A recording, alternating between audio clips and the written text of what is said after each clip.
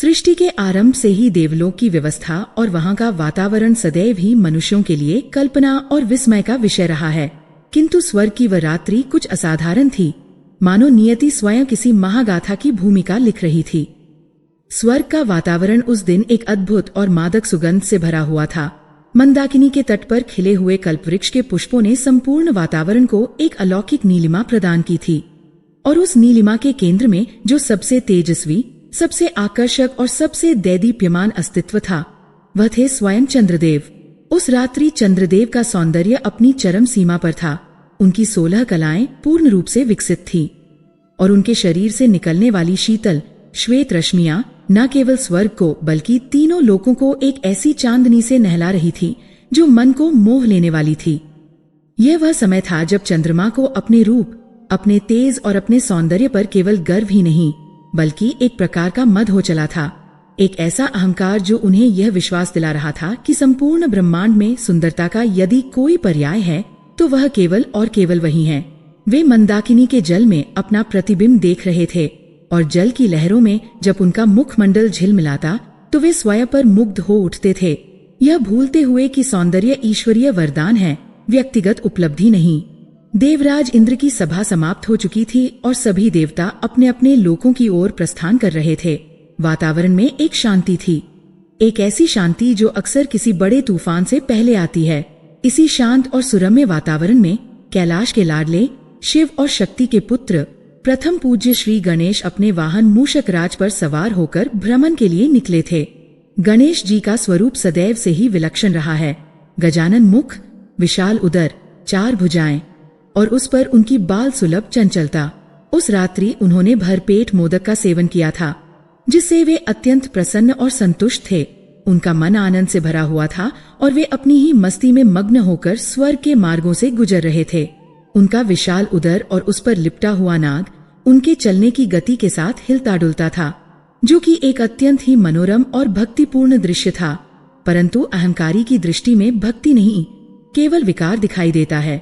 चंद्रदेव, जो अपने महल की अटारी से नीचे झांक रहे थे, उनकी दृष्टि जब गणेश जी पर पड़ी तो उनकी आंखों में श्रद्धा का भाव नहीं बल्कि उपहास की चमक कौंध गई। उन्हें लगा कि ये कैसा बेढंगा स्वरूप है। कहा उनका अपना सुडौल, कांतिवान और श्वेत शरीर, और कहा ये विशालकाय, भारी भरकम शरीर वाला बालक जो एक छोटे से चूहे पर सवारी करने का प्रयास कर रहा है। नियति का खेल देखिए। ठीक उसी क्षण जब चंद्रदेव की दृष्टि गणेश जी पर टिकी थी, मार्ग में एक सर्प आ गया। मूषकराज, जो स्वभाव से ही सर्प से भयभीत रहते हैं, उस सर्प को देखते ही अनियंत्रित हो गए। भय के मारे मूषक का संतुलन बिगड़ा और वह लड़खड़ा गया। मूषक के लड़खड़ाते ही गणेश जी, जिनका शरीर भारी था और जिन्होंने अत्यधिक मोदक ग्रहण किए थे, अपना संतुलन संभाल न सके और धड़ाम से भूमि पर गिर पड़े।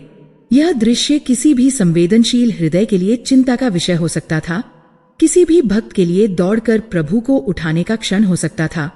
परंतु अहंकार ने चंद्रदेव की बुद्धि पर ऐसा पर्दा डाला था कि उन्हें इसमें केवल हास्य दिखाई दिया। गणेश जी को गिरते देख चंद्रदेव अपनी हंसी रोक न सके।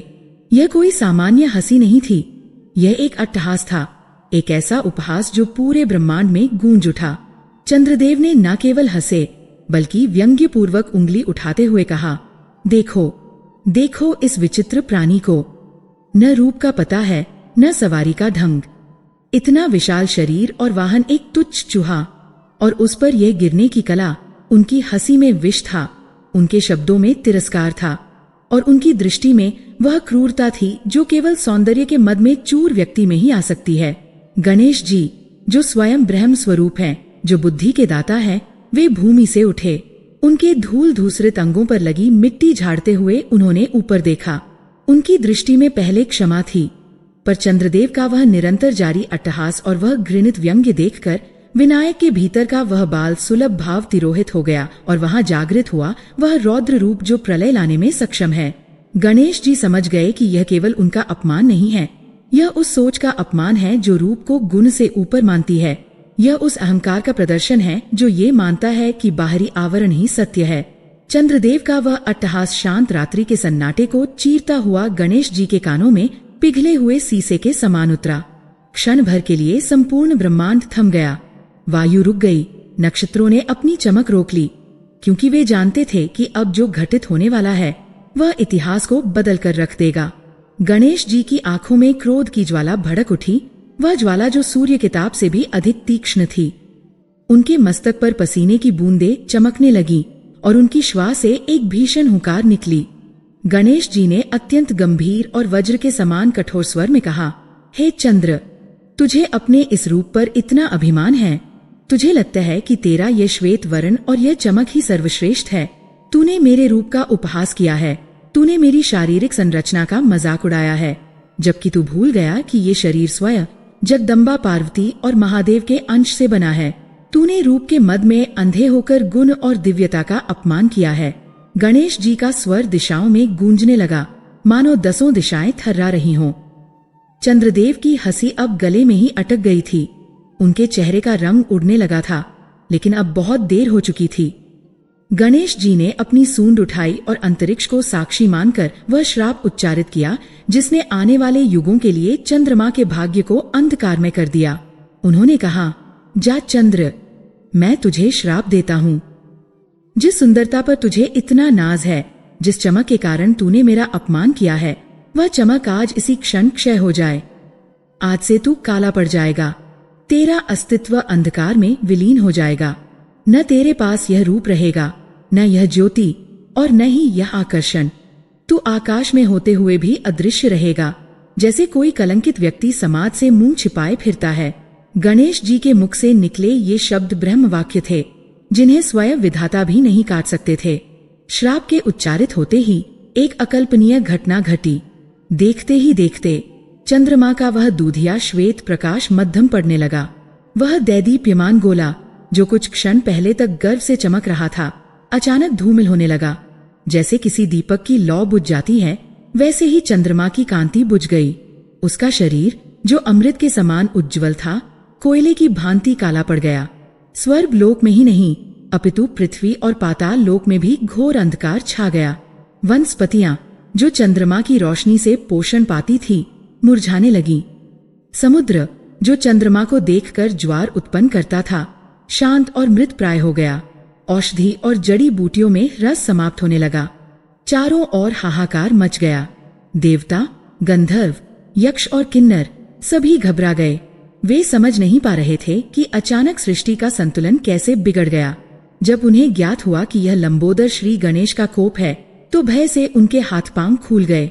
उधर चंद्रदेव की स्थिति दयनीय हो चुकी थी।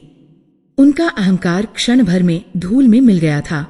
वे अब अपने ही महल में अंधेरे कोने में दुबके हुए कांप रहे थे। उन्हें अपनी भूल का एहसास हो चुका था, लेकिन यह एहसास बहुत महंगा पड़ा था। सन्नाटा छाया रहा। सभी देवता कान लगाकर सुनने लगे कि अब गणेश जी क्या विधान रचेंगे। गणेश जी ने कहा, तुम सर्वदा के लिए काले नहीं रहोगे, लेकिन तुम्हें अपने अहंकार की सजा याद दिलाने के लिए तुम्हें क्षय और वृद्धि के चक्र से गुजरना होगा। महीने में एक बार तुम पूर्ण रूप से काले हो जाओगे। वह रात्रि अमावस्या कहलाएगी, जो तुम्हें तुम्हारे आज के अहंकार की याद दिलाएगी। फिर धीरे धीरे तुम अपनी कलाओं को पुनः प्राप्त करोगे और महीने में एक बार अपने पूर्ण स्वरूप में आओगे। वह रात्रि पूर्णिमा कहलाएगी। यह घटनाक्रम निरंतर चलता रहेगा ताकि तुम्हें याद रहे कि उत्थान और पतन जीवन का नियम है और कोई भी स्थिति स्थायी नहीं है। देवताओं ने राहत की सांस ली, लेकिन गणेश जी की बात अभी पूरी नहीं हुई थी। उनकी आंखों में अभी भी एक चेतावनी की चमक थी। उन्होंने अपनी बात आगे बढ़ाई और यही वह हिस्सा था जिसने इस कथा को एक भयानक मोड़ दिया। गणेश जी ने कहा, परंतु मेरी एक बात कान खोलकर सुन लो। जिस दिन तुमने मेरा उपहास किया है, वह भाद्रपद मास के शुक्ल पक्ष की चतुर्थी तिथि है। आज के दिन तुमने अपनी दृष्टि से मुझे कलंकित करने का प्रयास किया है, इसलिए मैं ये श्राप देता हूँ कि आज के दिन, यानी भाद्रपद शुक्ल चतुर्थी के दिन, जो भी प्राणी तुम्हारे दर्शन करेगा, जो भी तुम्हारी ओर देखेगा, उस पर भयंकर मिथ्या कलंक लगेगा। उस पर समाज में ऐसा आरोप लगेगा जिसका उसने कभी पाप भी नहीं किया होगा। वह चोरी, व्यभिचार या हत्या जैसे घृणित अपराधों का झूठा आरोपी बनेगा और उसे अपनी निर्दोषता सिद्ध करने के लिए एड़ी चोटी का जोर लगाना पड़ेगा। फिर भी समाज उसे शंका की दृष्टि से देखेगा। यह कलंक चतुर्थी के नाम से जानी जाएगी और इस दिन तुम्हारा मुख देखना वर्जित होगा। यह सुनकर चंद्रदेव और सभी देवता स्तब्ध रह गए। श्राप का यह अंश अत्यंत भयंकर था। शरीर का कालापन तो फिर भी सहा जा सकता था, लेकिन चरित्र पर कलंक, ये तो मृत्यु से भी बदतर था। चंद्रदेव ने सिर झुकाकर इस दंड को स्वीकार किया, क्योंकि उनके पास और कोई विकल्प नहीं था। उसी क्षण से ये नियम बन गया। भाद्रपद की चतुर्थी को लोग आकाश की ओर देखने से भी कतराने लगे। माताएं अपने बच्चों को घर के भीतर बंद कर देती थीं। खिड़कियां और दरवाजे बंद कर दिए जाते थे, ताकि भूल से भी चंद्रमा की एक किरण भी भीतर न आ जाए और किसी का जीवन कलंकित न हो जाए। यह भय इतना गहरा था कि ऋषि मुनि भी इस दिन अपनी कुटिया से बाहर नहीं निकलते थे। गणेश जी का ये विधान अटल था, अमित था। सदियां बीत गईं, युग बदल गए। त्रेता गया, द्वापर आया। धरती पर अधर्म का नाश करने के लिए स्वयं भगवान विष्णु ने श्री कृष्ण के रूप में अवतार लिया। द्वारकाधीश श्री कृष्ण, जो स्वयं लीलाधर थे, जो वेदों के ज्ञाता और काल के नियंत्रक थे, क्या वे इस नियम से बंधे थे? क्या एक अवतार जो स्वयं ईश्वर है, किसी दूसरे देवता के श्राप के अधीन हो सकता है? यह प्रश्न विद्वानों के मन में सदैव उठता रहा। और फिर वह समय आया जब इस श्राप की परीक्षा होनी थी। एक बार भाद्रपद शुक्ल चतुर्थी की रात्रि को संयोगवश श्री कृष्ण की दृष्टि दूध के पात्र में पड़ गई, जिसमें चंद्रमा का प्रतिबिंब दिखाई दे रहा था। या कुछ कथाओं के अनुसार उन्होंने आकाश में क्षीण चंद्रमा को देख लिया। सामान्य मनुष्य के लिए यह एक भूल हो सकती थी, लेकिन क्या श्री कृष्ण के लिए भी ये भूल क्षम्य थी? गणेश जी के श्राप ने न तो छोटे को बख्शा था, न बड़े को। और जब स्वयं पूर्ण पुरुषोत्तम भगवान श्री कृष्ण ने भले ही भूलवश चतुर्थी का चंद्रमा देखा, तो ब्रह्मांड के नियम हिल गए। गणेश जी का वचन सत्य सिद्ध होने के लिए मचल उठा। यह वह क्षण था जब नियति ने एक ऐसी पटकथा तैयार की जिसने द्वारका की राजनीति और श्री कृष्ण के जीवन में भूचाल ला दिया। श्राप का प्रभाव तत्काल नहीं दिखा, लेकिन उसके बीज बो दिए गए थे। यह बीज था स्यमंतक मणि की चोरी का झूठा कलंक। वह मणि जो सूर्य के समान तेजस्वी थी, जो प्रतिदिन 8 भार सोना देती थी, उसके गायब होने का इल्जाम किसी और पर नहीं, बल्कि त्रिलोकीनाथ श्री कृष्ण पर लगने वाला था। सोचिए, वह व्यक्तित्व जिसने गोवर्धन उठाया, जिसने कंस का वध किया, जिसने पांडवों की लाज बचाई, आज वही व्यक्तित्व चोर के रूप में कलंकित होने वाला था। क्या ये संभव है? क्या गणेश जी का श्राप इतना शक्तिशाली था कि वह भगवान के अवतार को भी अपनी चपेट में ले ले? यह केवल एक कहानी नहीं, बल्कि कर्म और वचन की शक्ति का प्रमाण है। स्यमंतक मणि के प्रकरण ने यह सिद्ध कर दिया कि देववाणी कभी व्यर्थ नहीं जाती। श्री कृष्ण को उस कलंक को धोने के लिए भयंकर संघर्ष करना पड़ा, जाम्बवंत से युद्ध करना पड़ा और अपनी निर्दोषता सिद्ध करने के लिए वन वन भटकना पड़ा। यह सब उसी एक क्षण की भूल का परिणाम था, चतुर्थी के चंद्रमा का दर्शन। किंतु प्रश्न यह उठता है कि आखिर श्री कृष्ण जैसे महाज्ञानी से यह भूल हुई, या ये भी उनकी कोई लीला थी? क्या वे जगत को यह संदेश देना चाहते थे कि नियमों से ऊपर कोई नहीं है, चाहे वह ईश्वर ही क्यों न हो? या फिर इसके पीछे कोई और गहरा रहस्य छिपा था, जो स्यमंतक मणि के माध्यम से खुलने वाला था? स्यमंतक मणि का खोना, सत्राजित का कृष्ण पर आरोप लगाना और कृष्ण का उस मणि की खोज में निकलना, यह सब केवल एक संयोग नहीं था, बल्कि गणेश जी के उस श्राप का ही विस्तार था जो सदियों पहले स्वर्ग लोक में दिया गया था। कहानी अभी समाप्त नहीं हुई है, ये तो केवल आरंभ है। वह श्राप जो चंद्रदेव को मिला था, उसने कैसे द्वारकाधीश को एक साधारण चोर के कटघरे में खड़ा कर दिया, और कैसे इस कलंक ने महाभारत के युद्ध से पहले यदुवंश की राजनीति को प्रभावित किया, यह जानना अत्यंत रोचक होगा। स्यमंतक मणि की वह गुफा जहां रीछराज जाम्बवंत, जो त्रेता युग से जीवित थे, उस मणि के संरक्षक बने बैठे थे, और वहां श्री कृष्ण का पहुंचना, यह सब एक धागे में पिरोया हुआ है, और वह धागा है गणेश चतुर्थी का श्राप। उस दिन जब कृष्ण पर चोरी का आरोप लगा, तो द्वारकावासी फुसफुसाने लगे। जिस कृष्ण पर वे प्राण न्योछावर करते थे, उसी कृष्ण को शंका की दृष्टि से देखा जाने लगा। सोचिए उस मानसिक पीड़ा को जो निर्दोष होते हुए भी कलंकित होने पर होती है। यही वह पीड़ा थी जो श्राप के रूप में चंद्रदेव ने और परोक्ष रूप से कृष्ण ने भोगी। यह कथा हमें सिखाती है कि शब्द और कर्म बाण की तरह होते हैं, एक बार छूट गए तो वापस नहीं आते। और उनका प्रभाव ब्रह्मांड के सबसे शक्तिशाली अस्तित्व को भी नहीं छोड़ता। अब प्रश्न यह शेष रह जाता है कि क्या इस श्राप से बचने का कोई उपाय नहीं था? क्या आज भी हम इस श्राप के साए में जी रहे हैं? और जब स्वयं भगवान नहीं बच सके तो कलयुग के तुच्छ मनुष्य की क्या बिसात? किंतु ऋषियों ने इसका भी एक मार्ग निकाला, एक ऐसा मार्ग जो स्वयं श्री कृष्ण की कथा स्यमंतकोपाख्यान के श्रवण से जुड़ा है।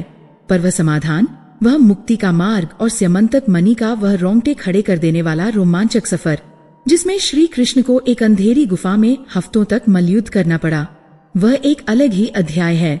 किंतु प्रश्न यह था कि क्या इस श्राप से धरती पर अवतार लेने वाले स्वयं भगवान भी बच पाएंगे? उत्तर आपको चौंका देगा, क्योंकि उत्तर नहीं, वे भी नहीं बच पाए और उन्हें भी उस कलंक की अग्नि में तपकर ही कुंदन की भांति निखरना पड़ा। यही नियति का खेल है और यही केशव की लीला। समय का चक्र अपनी गति से चलता रहा और युगों का परिवर्तन हुआ। त्रेता की मर्यादा द्वापर की नीति में परिवर्तित हो गई और वह श्राप जो विनायक के मुख से चंद्रदेव के लिए निकला था, वह अंतरिक्ष की गहराइयों में सुप्त अवस्था में तैरता रहा, अपनी पूर्णता के लिए उपयुक्त अवसर और उपयुक्त पात्र की प्रतीक्षा में। द्वारका नगरी, जो समुद्र के मध्य में विश्वकर्मा द्वारा रचित वास्तुकला का एक अद्भुत नमूना थी, अपने वैभव और शांति के चरम पर थी। स्वर्ण से मढ़ी हुई दीवारें, रत्नों से जड़े हुए द्वार और वहां के निवासी जो धर्म और आनंद के समन्वय के साथ जीवन व्यतीत कर रहे थे, सब कुछ इतना परिपूर्ण था कि प्रतीत होता था मानो दुख और कलंक का यहाँ प्रवेश वर्जित है। और इस नगरी के केंद्र में विराजमान थे यदुवंश शिरोमणि द्वारकाधीश भगवान श्री कृष्ण। वे जो स्वयं पूर्ण काम हैं, जिन्हें किसी वस्तु की अभिलाषा नहीं, वे अपनी प्रजा के रक्षण और धर्म की स्थापना में लीन थे। किंतु नियति का विधान देखिए, वह श्राप जो देवताओं को भी नहीं बख्शता, अब द्वारका की ओर अपने काले पंख फैला रहा था और इसका माध्यम बना एक लोभ, एक मणि और एक झूठा अभिमान। द्वारका में सत्राजित नाम का एक प्रतिष्ठित यादव रहता था। वह सूर्य देव का परम भक्त था। उसने वर्षों तक कठोर तपस्या की थी। समुद्र के तट पर खड़े होकर निराहार रहकर उसने सूर्य नारायण की आराधना की। उसकी निष्ठा और तप से प्रसन्न होकर एक दिन भगवान भास्कर स्वयं प्रकट हुए। सूर्यदेव का तेज इतना प्रखर था कि सामान्य नेत्र उन्हें देख भी नहीं सकते थे। अपनी प्रसन्नता के प्रतीक के रूप में सूर्यदेव ने सत्राजित को अपनी ग्रीवा से उतारकर स्यमंतक नामक एक दिव्य मणि प्रदान की। वह मणि कोई साधारण पत्थर नहीं थी, वह साक्षात सूर्य का अंश थी। उसकी कांति इतनी तीव्र थी कि जब सत्राजित उसे अपने गले में धारण करके द्वारका में प्रवेश कर रहा था तो नगरवासियों को भ्रम हो गया। छज्जों और अटारियों से झांकते हुए लोगों ने एक दूसरे से कहा, देखो देखो, स्वयं सूर्यदेव भगवान कृष्ण से मिलने धरती पर उतर आए हैं। वह मणि लालिमा लिए हुए थी और उससे निरंतर एक दिव्य आभा निकलती रहती थी जो रात के अंधकार को भी दिन के प्रकाश में बदल देने की क्षमता रखती थी। परंतु उस मणि की विशेषता केवल उसकी चमक नहीं थी। सूर्यदेव ने उसे देते समय यह वरदान दिया था कि ये मणि जिस राज्य में रहेगी वहां अनावृष्टि, महामारी, सर्पभय, अग्निभय और दुर्भिक्ष का नाश होगा। और सबसे बड़ी बात, ये मणि प्रतिदिन 8 बार अत्यधिक मात्रा में शुद्ध स्वर्ण प्रदान करेगी। सत्राजित जब वह मणि लेकर राजसभा में आया तो उसका स्वागत किया गया, किंतु उसके मन में भक्ति से अधिक उस मणि के स्वामित्व का अहंकार घर कर गया था। भगवान कृष्ण जो सर्वज्ञ हैं और राज्य के हितैषी हैं, उन्होंने सत्राजित को एक मित्र की भांति परामर्श दिया। उन्होंने कहा, सत्राजित, यह मणि दिव्य है और इसका प्रभाव अद्भुत है। व्यक्तिगत अधिकार में रखने की अपेक्षा यदि तुम इसे यदुवंश के राजा उग्रसेन को सौंप दो तो इसका लाभ पूरी प्रजा को मिलेगा। प्रतिदिन प्राप्त होने वाले स्वर्ण से राज्य का कोष भरेगा और जन कल्याण के कार्य होंगे। कृष्ण का प्रस्ताव पूर्णतः तर्कसंगत और निस्वार्थ था, क्योंकि वे स्वयं राजा नहीं थे, वे तो केवल एक मार्गदर्शक थे। किंतु लोभ ने सत्राजित की मति भ्रष्ट कर दी थी। उसे लगा कि कृष्ण की दृष्टि उसकी मणि पर है। उसे लगा कि कृष्ण उससे वह मणि छीनना चाहते हैं। उसने न केवल कृष्ण के प्रस्ताव को अस्वीकार किया, बल्कि अपने मन में कृष्ण के प्रति एक अविश्वास की दीवार खड़ी कर ली। वह मणि को अपने घर ले गया और उसे एक विशेष मंदिर में स्थापित कर दिया, जहां वह प्रतिदिन स्वर्ण उगलती थी। सत्राजित का वैभव बढ़ने लगा और उसके साथ ही उसका अहंकार भी। द्वारका में शांति थी, लेकिन सतह के नीचे ईर्ष्या और संदेह की धाराएं बहने लगी थीं। कृष्ण, जो सब कुछ जानते थे, शांत रहे। वे जानते थे कि जिस धन का उपयोग समाज के लिए नहीं होता, वह अंततः विनाश का कारण बनता है। और इधर भाद्रपद मास की शुक्ल चतुर्थी आ गई। वही दिन जब चंद्रदेव को श्राप मिला था। कृष्ण, जो नियमों का पालन करने वाले मर्यादा पुरुषोत्तम थे, उनसे भी एक अनहोनी हो गई। अजाने में ही सही, उस निषिद्ध चंद्रमा की छाया उन पर पड़ गई, या यूं कहें कि नियति ने उस कलंक की भूमिका तैयार कर ली। घटनाक्रम ने एक भयानक मोड़ तब लिया जब सत्राजित का छोटा भाई प्रसेन उस मणि के आकर्षण से स्वयं को बचा न सका। प्रसेन स्वभाव से वीर था, किंतु उसमें विवेक की कमी थी। वह मणि की शक्ति और सौंदर्य का प्रदर्शन करना चाहता था। एक दिन उसने सत्राजित की अनुपस्थिति में वह स्यमंतक मणि अपने गले में धारण कर ली। मणि के तेज से उसका वक्ष स्थल चमक रहा था। उसे लगा मानो वह स्वयं सूर्यपुत्र हो। अपने इस रूप पर मुग्ध होकर उसने शिकार पर जाने का निर्णय लिया। वह अपने सबसे तेज घोड़े पर सवार हुआ और द्वारका के सुरक्षित वातावरण से निकलकर घने जंगलों की ओर चल पड़ा। मणि की चमक इतनी तीव्र थी कि जंगल के हिंसक पशु भी चकाचौंध हो रहे थे। प्रसेन का उद्देश्य शिकार करना था, लेकिन वह यह भूल गया था कि जंगल के नियम नगर के नियमों से भिन्न होते हैं। वहां चमकना मृत्यु को आमंत्रण देना है। प्रसेन अपने घोड़े को सरपट दौड़ाता हुआ जंगल के उस हिस्से में पहुंच गया जहां मानवीय गतिविधियां नगण्य थीं। वहां सन्नाटा था, केवल सूखी पत्तियों के चरमराने और झींगुरों की आवाजें आ रही थीं। वह मणि उसके गले में किसी धधकते हुए अंगारे की तरह चमक रही थी। प्रसेन को इस बात का भान नहीं था कि वह एक ऐसे जाल की ओर बढ़ रहा है जहां से वापसी का कोई मार्ग नहीं है। नियति ने वहां एक सिंह को भेज दिया था। वह सिंह मणि की चमक और घोड़े की गंध से आकर्षित होकर झाड़ियों में छिपा बैठा था। जैसे ही प्रसेन वहां से गुजरा, सिंह ने एक भयानक गर्जना के साथ उस पर आक्रमण कर दिया। वह आक्रमण इतना त्वरित और भीषण था कि प्रसेन को संभलने का अवसर ही नहीं मिला। घोड़े की हिनहिनाहट और प्रसेन की चीख जंगल के सन्नाटे में दबकर रह गई। सिंह ने प्रसेन का वध कर दिया और घोड़े को भी मार डाला। वह सिंह, जो केवल मांस का भूखा था, मणि के महत्व को नहीं जानता था, किंतु मणि की चमक ने उसे आकर्षित किया और वह उस मणि को अपने मुंह में दबाकर गुफा की ओर ले गया। उधर द्वारका में सूरज ढल गया, सांझ घिर आई और फिर रात्रि का अंधकार छा गया, किंतु प्रसेन नहीं लौटा। सत्राजित के महल में बेचैनी बढ़ने लगी। पहले प्रहर की प्रतीक्षा चिंता में बदली और दूसरे प्रहर की चिंता भय में। सत्राजित का मन अनिष्ट की आशंका से कांपने लगा। जब सुबह हुई और प्रसेन का कोई समाचार नहीं मिला, तो सत्राजित का धैर्य टूट गया। उसका दुख शीघ्र ही क्रोध और संदेह में परिवर्तित हो गया। उसे तुरंत वह घटना याद आई जब कृष्ण ने उससे मणि मांगी थी। उसका कुत्सित मन एक भयानक निष्कर्ष पर पहुंच गया। उसने अपनी पत्नी और मित्रों से कहा, निश्चित रूप से ये कृष्ण का ही काम है।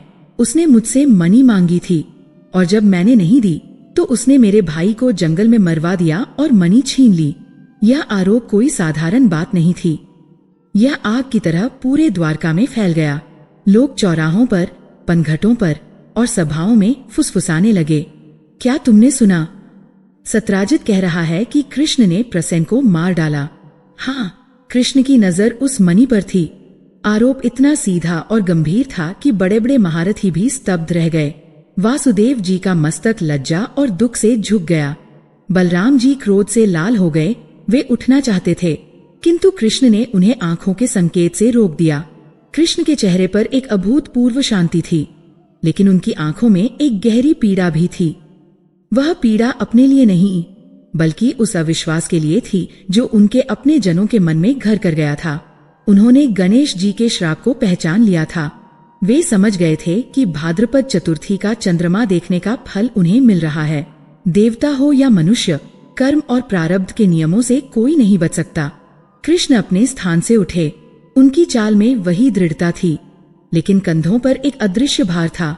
उन्होंने सत्राजित की ओर देखा और शांत स्वर में कहा, तात सत्राजित, तुम्हारा दुख मैं समझ सकता हूँ। प्रसेन मेरा भी भाई समान था, परंतु तुमने मुझ पर जो आरोप लगाया है वह असत्य है। मैंने न मणि ली है और न ही प्रसेन का वध किया है, किंतु चूंकि मुझ पर कलंक लगा है और प्रजा के मन में संशय है, इसलिए मैं प्रतिज्ञा करता हूँ कि मैं इस मणि को खोज कर लाऊंगा और अपनी निर्दोषता सिद्ध करूंगा। जब तक मैं मणि और प्रसेन का पता नहीं लगा लेता, मैं चैन से नहीं बैठूंगा। कृष्ण की वाणी में सत्य का बल था, लेकिन सत्राजित का संदेह गहरा था। वह बड़बड़ाता हुआ सभा से चला गया, लेकिन उसने द्वारका के वातावरण में विष घोल दिया था। अब कृष्ण के सामने दोहरी चुनौती थी, एक ओर अपने प्रियजन की मृत्यु का रहस्य सुलझाना और दूसरी ओर अपने माथे पर लगे उस अमिट कलंक को धोना। यह केवल एक चोरी का मामला नहीं रह गया था, यह सत्य और मिथ्या के बीच का युद्ध बन गया था। प्रजा की नजरें अब बदल चुकी थीं। जो आंखें श्रद्धा से झुकती थीं, उनमें अब प्रश्न चिन्ह थे। कृष्ण जब नगर से निकलते तो लोग कतराकर निकल जाते। यह सामाजिक बहिष्कार किसी भी दंड से अधिक कठोर था। कृष्ण ने तुरंत निर्णय लिया। वे कुछ विश्वास पात्र यादवों को साथ लेकर जंगल की ओर निकल पड़े। यह वही जंगल था जहां प्रसेन गया था। वे उस सत्य की खोज में निकले थे जो अंधकार की परतों में छिपा था। वे जानते थे कि यह यात्रा सरल नहीं होगी। यह केवल एक भौतिक यात्रा नहीं थी, बल्कि यह उनके चरित्र की अग्नि परीक्षा थी। जंगल में प्रवेश करते ही वातावरण भारी हो गया। वृक्षों की छाया लंबी और डरावनी प्रतीत हो रही थी। कृष्ण निपुण खोजी की भांति प्रसेन के घोड़े के खुरों के निशान ढूंढने लगे। वे आगे बढ़ते गए, गहरे और गहरे जंगल में, जहां सूर्य की किरणें भी धरती को नहीं छू पाती थीं। कुछ दूर जाने पर उन्हें वह दृश्य दिखाई दिया जिसने उनके हृदय को द्रवित कर दिया। वहां प्रसेन का क्षतविक्षत शव पड़ा था। उसके अस्त्र शस्त्र बिखरे पड़े थे और उसका घोड़ा भी मृत पड़ा था। यादवों ने जब यह देखा तो उनका संदेह और गहरा गया, लेकिन कृष्ण ने उन्हें पास बुलाया और भूमि पर बने निशानों की ओर संकेत किया। देखो, कृष्ण ने कहा, ये निशान किसी मनुष्य के नहीं, बल्कि एक विशाल सिंह के हैं, और प्रसेन के शरीर पर जो घाव हैं, वे तलवार या बाण के नहीं, बल्कि पंजों और दांतों के हैं। यह प्रमाण था कि प्रसेन की हत्या कृष्ण ने नहीं की थी। यादवों को कुछ राहत मिली, लेकिन प्रश्न अभी भी वही था, मणि कहाँ है? कृष्ण ने सिंह के पैरों के निशानों का पीछा करना शुरू किया। वे निशान उन्हें और अधिक दुर्गम पहाड़ियों की ओर ले गए। वहां एक गुफा के पास उन्हें वह सिंह भी मृत मिला। यह एक और चौंकाने वाला दृश्य था। प्रसेन को मारने वाला सिंह स्वयं मरा पड़ा था। इसका अर्थ था कि जंगल में सिंह से भी अधिक शक्तिशाली कोई और मौजूद है। सिंह के शरीर को देखकर लग रहा था कि उसे किसी ने उठाकर पटका है और मल्ल युद्ध में मारा है। यह किसी साधारण मनुष्य का काम नहीं हो सकता था। वहां रीछ, भालू के पैरों के निशान थे, विशालकाय और भयभीत कर देने वाले निशान। अब रहस्य और गहरा गया था। पहले प्रसेन गायब हुआ, फिर सिंह ने उसे मारा, और अब एक रीछ ने सिंह को मारा। मणि अब किसके पास है? उस रीछ के पास। लेकिन एक पशु मणि का क्या करेगा? कृष्ण ने अपने साथियों से कहा, तुम लोग यहीं रुको। यह गुफा अत्यंत गहरी और रहस्यमयी है। मैं अकेले भीतर जाऊंगा। साथियों ने रोकने का प्रयास किया, लेकिन कृष्ण नहीं माने। वे जानते थे कि गुफा के भीतर जो शक्ति है, उसका सामना केवल वही कर सकते हैं। यह गुफा सामान्य नहीं थी। इसमें से एक प्राचीन और अलौकिक गंध आ रही थी, जैसे कि यह त्रेता युग से जुड़ी हो। कृष्ण ने उस अंधकारमय गुफा में प्रवेश किया। वह गुफा अनंत प्रतीत हो रही थी, सर्पाकार रास्तों से भरी हुई। भीतर का वातावरण ऐसा था मानो समय वहां थम गया हो। और जब वे गुफा के अंत में पहुंचे तो उन्होंने जो दृश्य देखा वह कल्पना से परे था। वहां एक झूला था जिस पर एक बालक खेल रहा था, और उस बालक के खिलौने के रूप में वही स्यमंतक मणि लटकी हुई थी, अपनी पूरी दिव्यता के साथ चमकती हुई। उस घोर अंधकार में वह मणि ही एकमात्र प्रकाश स्रोत थी। कृष्ण ने राहत की सांस ली। मणि मिल गई थी। लेकिन जैसे ही वे मणि के पास पहुंचे, एक हुंकार गूंज उठी। यह किसी साधारण प्राणी की आवाज नहीं थी। यह एक ऐसे योद्धा की ललकार थी जिसने युगों को जिया था। अंधकार से एक विशालकाय आकृति उभरी, रीछराज जांबवंत। वही जांबवंत जो त्रेता युग में श्री राम के सेनापति थे, जो अपनी शक्ति और भक्ति के लिए तीनों लोकों में प्रसिद्ध थे। वृद्धावस्था के कारण उनकी दृष्टि धुंधली हो गई थी, और प्रभु की माया के कारण वे अपने ही आराध्य श्री कृष्ण, जो राम का ही स्वरूप थे, को पहचान नहीं सके। उन्हें लगा कि कोई साधारण मनुष्य उनके स्वामी की मणि चुराने आया है। जाम्बवंत ने गर्जना की, हे अज्ञानी, तूने मेरी गुफा में प्रवेश करके अपनी मृत्यु को आमंत्रित किया है। और इसके साथ ही उन्होंने एक विशाल चट्टान उठाई और कृष्ण की ओर फेंकी। कृष्ण ने उसे सहजता से हटा दिया और फिर शुरू हुआ वह द्वंद्व युद्ध जो इतिहास में अद्वितीय है। एक ओर त्रेता के महाबली जाम्बवंत और दूसरी ओर द्वापर के लीलाधर कृष्ण। गुफा के भीतर प्रलय जैसा दृश्य उपस्थित हो गया। मुक्कों और थप्पड़ों की गूंज से पहाड़ियां हिलने लगीं। यह युद्ध एक पहर नहीं, एक दिन नहीं, बल्कि लगातार 28 दिनों तक चलता रहा। लेकिन द्वारका में क्या हो रहा था? कृष्ण के साथी जो गुफा के बाहर प्रतीक्षा कर रहे थे, 12 दिन तक प्रतीक्षा करने के बाद निराश हो गए। उन्हें लगा कि कृष्ण अब कभी नहीं लौटेंगे। वे रोते बिलखते द्वारका वापस गए और उन्होंने घोषणा कर दी, कृष्ण गुफा में मारे गए। द्वारका में कोहराम मच गया। सत्राजित का आरोप अब गौण हो गया था। अब शोक मुख्य था। रुक्मिणी और सत्यभामा जैसी रानियां अचेत हो गईं। वसुदेव और देवकी का विलाप पत्थर को भी पिघला देने वाला था। द्वारका, जो कभी उत्सव की नगरी थी, अब श्मशान सी शांत और उदास हो गई थी। हर कोई यही सोच रहा था कि वह श्राप कितना भयंकर था जिसने भगवान को भी निगल लिया। आखिर जंगल में उस दिन क्या हुआ था? क्या वास्तव में कृष्ण ने मणि चुराई थी या वहां कोई ऐसी शक्ति छिपी थी जो किसी की भी कल्पना से परे थी? वह शक्ति थी भक्ति की, वह शक्ति थी प्रारब्ध की, और वह शक्ति थी एक गलतफहमी की जिसने भक्त और भगवान को एक दूसरे के आमने सामने खड़ा कर दिया था। जाम्बवंत को हराना असंभव था क्योंकि उन्हें श्री राम का वरदान प्राप्त था। तो फिर कृष्ण इस युद्ध को कैसे जीतेंगे और कैसे वे उस मणि को लेकर वापस लौटेंगे जब पूरा द्वारका उनका श्राद्ध करने की तैयारी कर रहा था? यह रहस्य अभी भी गुफा के अंधेरे में मुक्कों की बौछार के बीच सुलझना बाकी था। क्या जाम्बवंत अपने प्रभु को पहचान पाएंगे या यह युद्ध किसी एक के अंत पर ही रुकेगा? उत्तर आपको चौंका देगा। द्वारका के आकाश में उस दिन सूर्य तो उदित था, किंतु द्वारका वासियों के हृदयों में संदेह और विषाद का घना अंधकार छाया हुआ था।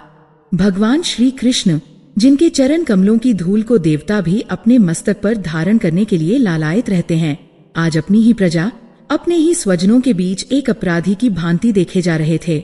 यह विडंबना ही थी कि सत्य का साक्षात स्वरूप आज अपनी सत्यता प्रमाणित करने के लिए विवश था।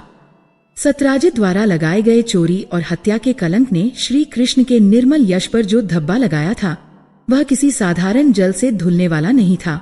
उसे धोने के लिए साहस, परिश्रम और प्रमाण की आवश्यकता थी।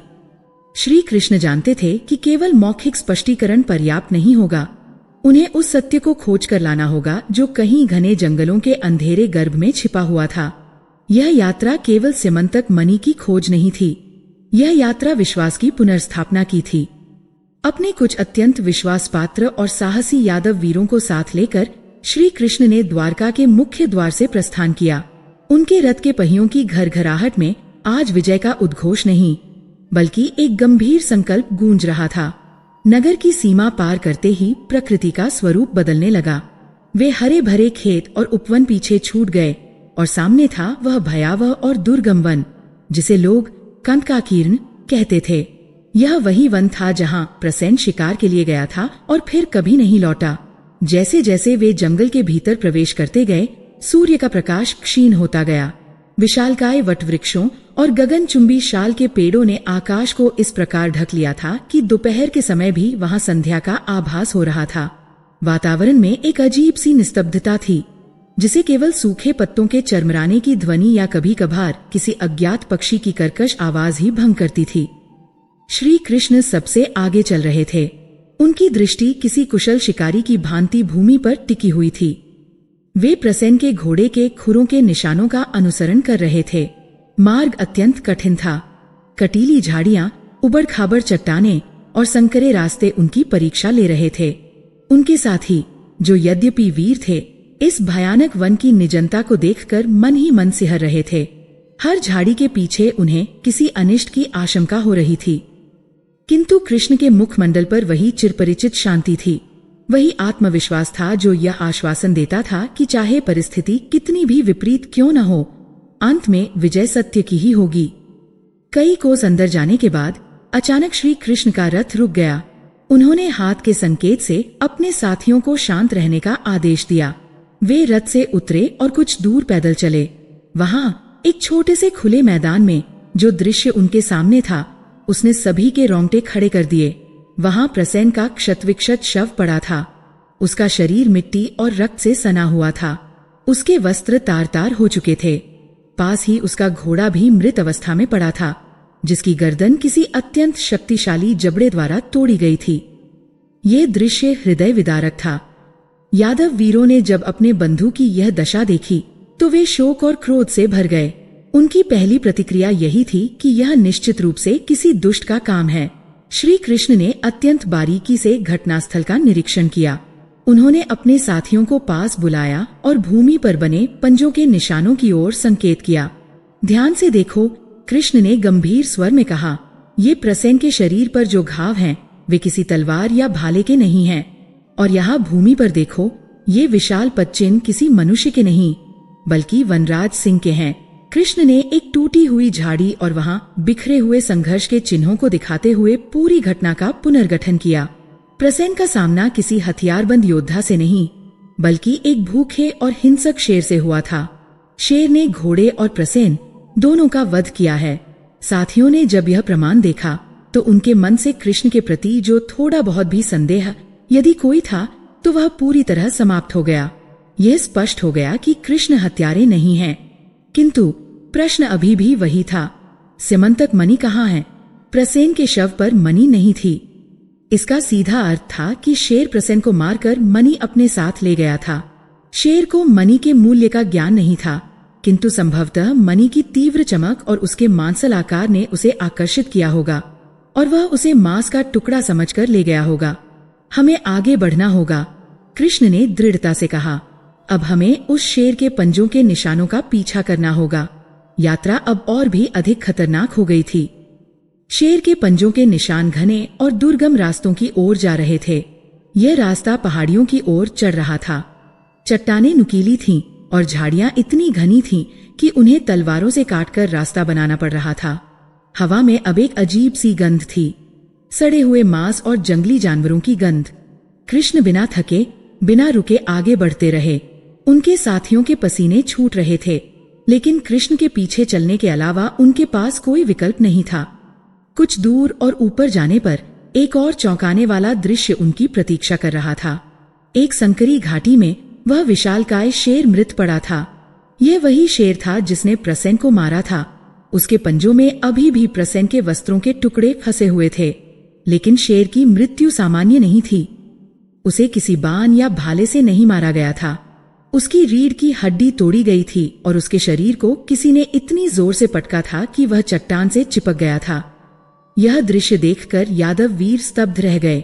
शेर, जो जंगल का राजा है, उसे किसने इतनी बेरहमी से मारा? कौन है जो शेर से भी अधिक शक्तिशाली है? कृष्ण की दृष्टि अब शेर के आसपास की भूमि पर गई। वहां जो पदचिन्ह मिले वे अद्भुत थे। वे न तो मनुष्य के थे, न ही शेर के। वे भालू, रीछ के पंजों के निशान थे, लेकिन उनका आकार सामान्य भालू से कई गुना बड़ा था। वे निशान इतने गहरे धंसे हुए थे कि उससे उस प्राणी के वजन और शक्ति का अनुमान लगाया जा सकता था। यह कोई साधारण जीव नहीं है, कृष्ण ने मन ही मन सोचा। वे पहचान गए थे कि यह निशान किसके हो सकते हैं, किंतु उन्होंने अभी मौन रहना ही उचित समझा। वे जानते थे कि नियति उन्हें कहाँ ले जा रही है। मित्रों, कृष्ण ने कहा, शेर को मारकर मणि लेने वाला प्राणी इसी दिशा में गया है। वह प्राणी शेर से भी अधिक बलशाली है। सावधान रहना। अब वे उन विशाल पदचिन्हों का पीछा करते हुए ऋषवंत पर्वत की एक भयावह कंदरा गुफा के द्वार पर पहुंचे। यह गुफा किसी पाताल लोक के द्वार जैसी प्रतीत हो रही थी। उसका मुख विशाल और अंधकारमय था। गुफा के भीतर से एक ठंडी और सिहरन पैदा करने वाली हवा आ रही थी। वहां का सन्नाटा ऐसा था जो कानों में गूंजता था। गुफा के द्वार पर खड़े होकर ऐसा लग रहा था मानो वह किसी जीवित दानव का खुला हुआ मुख हो, जो भीतर आने वाले को निगलने के लिए तैयार है। यह वही स्थान था जहां सूर्य की किरणें भी प्रवेश करने से डरती थीं। कृष्ण ने वहां रुककर अपने साथियों की ओर देखा। उनके चेहरों पर भय स्पष्ट था। वे वीर थे, युद्ध में शत्रुओं का सामना कर सकते थे, लेकिन यह अज्ञात का भय था, अंधकार का भय था। कृष्ण ने उनसे कहा, तुम लोग यहीं रुको। यह गुफा अत्यंत रहस्यमयी और खतरनाक प्रतीत होती है। इसके भीतर क्या है, इसका अनुमान लगाना कठिन है। मैं अकेला ही भीतर जाऊंगा। तुम लोग इस द्वार पर मेरी प्रतीक्षा करना, जब तक मैं वापस न आऊं, या जब तक तुम्हें मेरा कोई समाचार न मिले। तुम लोग यहीं डटे रहना। साथियों ने रोकना चाहा, प्रभु, हम आपको अकेले नहीं जाने देंगे, खतरा बड़ा है। लेकिन कृष्ण ने उन्हें शांत किया, नहीं, ये मेरी लड़ाई है। यह कलंक मेरे माथे पर है, इसलिए इसका परिमार्जन भी मुझे ही करना होगा। तुम लोग यहाँ रहकर द्वार की रक्षा करो, ताकि कोई और हिंसक जीव भीतर न आ सके। कृष्ण निडर होकर आगे बढ़ते रहे। उनकी आंखों में वह दिव्य तेज था जिससे अंधकार भी मार्ग देने को विवश था। वे जानते थे कि वे किसके पास जा रहे हैं। यह गुफा किसी साधारण भालू की नहीं, बल्कि ब्रह्मा जी के पुत्र और त्रेता युग के महान योद्धा जाम्बवंत की थी। जाम्बवंत, जो चिरंजीवी हैं, जो समय के साक्षी हैं, वे अपनी वृद्धावस्था और एकांतवास में इस गुफा में रह रहे थे। कृष्ण चलते गए। रास्ता संकरा होता गया और फिर अचानक एक विशाल कक्ष में खुल गया। गुफा के अंतःपुर में एक अद्भुत दृश्य था।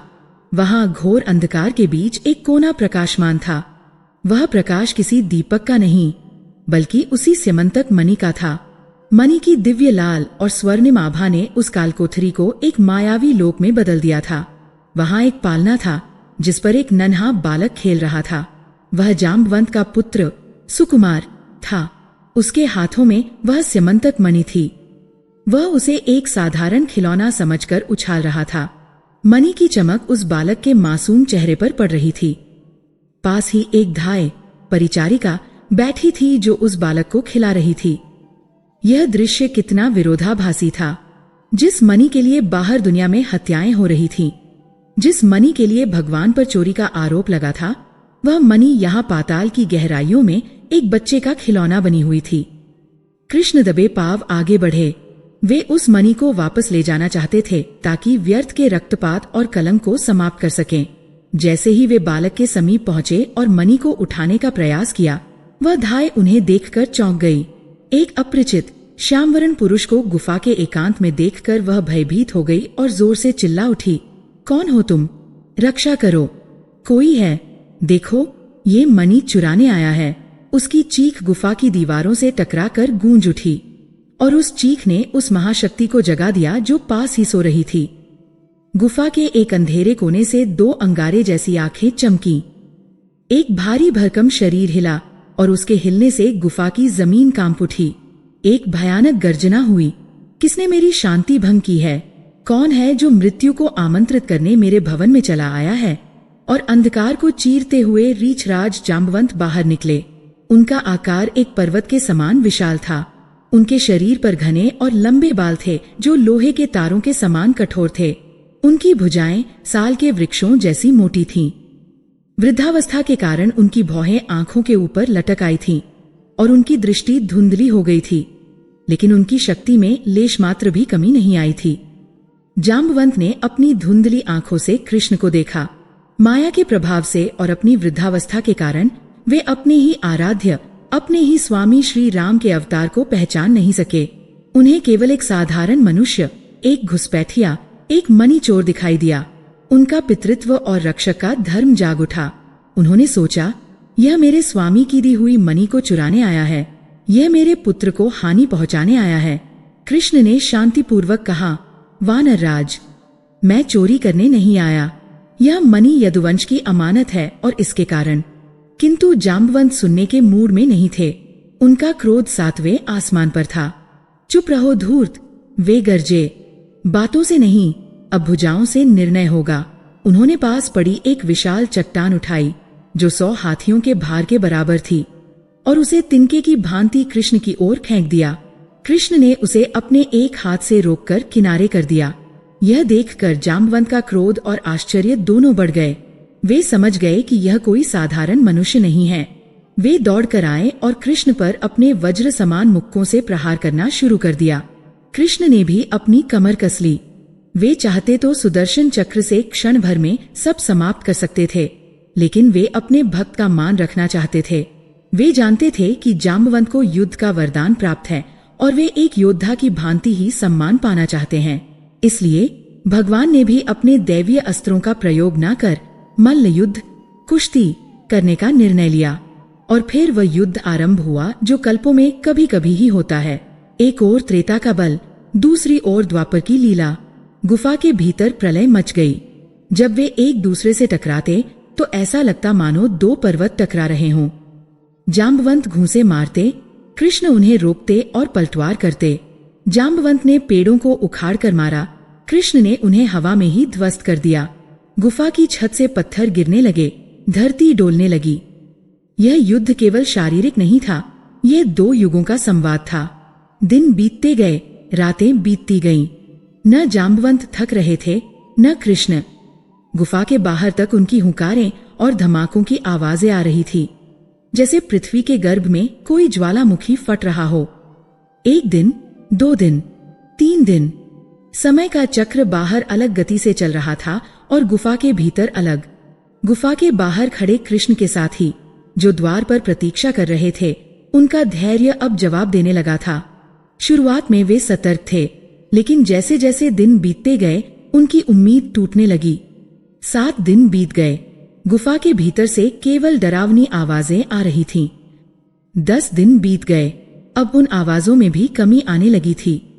12 दिन बीत गए। साथियों का राशन पानी समाप्त होने लगा था। जंगल के हिंसक पशु उन्हें घेरने लगे थे। 15 दिन बीत गए। अब उनके मन में एक भयानक विचार जड़ जमा चुका था। कृष्ण अब जीवित नहीं हैं। वे आपस में बात करने लगे। देखो, 15 दिन हो गए। कोई भी मनुष्य, चाहे वह कितना भी शक्तिशाली क्यों न हो, बिना अन्न जल के और इतने भयानक राक्षस से लड़ते हुए इतने दिन जीवित नहीं रह सकता। निश्चित ही उस कालकोठरी ने हमारे प्रिय कृष्ण को निगल लिया है। उनका हृदय विदीर्ण हो रहा था। वे रो रहे थे, बिलख रहे थे। हम द्वारका जाकर क्या मुंह दिखाएंगे? हम वसुदेव और देवकी को क्या उत्तर देंगे? हम रुक्मिणी को क्या कहेंगे? प्रकृति भी जैसे उनके शोक में साथ दे रही थी।